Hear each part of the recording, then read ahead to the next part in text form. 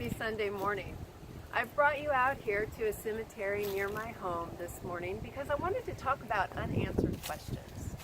I wrote about it in my book, In the Stillness, and it got me to thinking about all the people who've gone before us that actually took to their graves a lot of unanswered questions.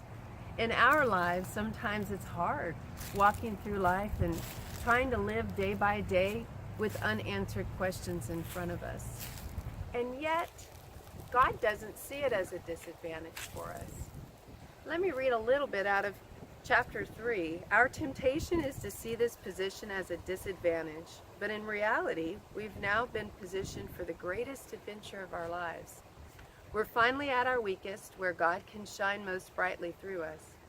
With the death of our own plans, it's time to begin the journey into the unknown, where the only assurance we have is that He is good and He is faithful. And that's enough. His timing rarely makes sense to us in our lives, but learning to make these unanswered questions a routine part of our lives is part of trusting Him. It's part of being able to walk with Him and let Him lead. Recently, I found myself once again in the place of a lot of unanswered questions. No sin involved, just unanswered questions. And as I quieted myself before the Lord, a mental picture of a man and a woman ballroom dancing came to mind. Although she hadn't danced before, he was a master. As he took her hand in his and began to lead, she fell into step with him. They beautifully danced, as though they had been dancing together for years. God simply whispered to me, "You don't have to know, just let me lead."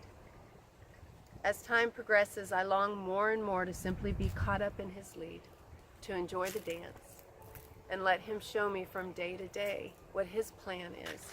No longer plans of my own, just walking with Him hand in hand.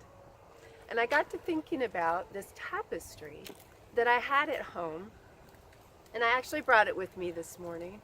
And it's on the front side of the tapestry, it's beautiful, and you can see the design and the plan that was made from the very beginning when the tapestry was created. But on the back side of the tapestry is this confusion.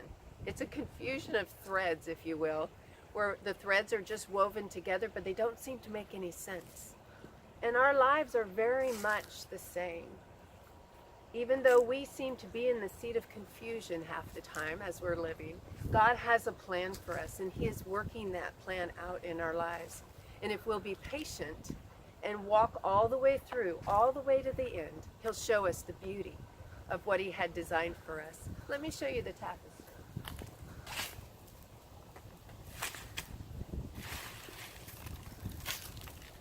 This was given to me about 7 years ago, and it's just so beautiful on the front side. But look at the back.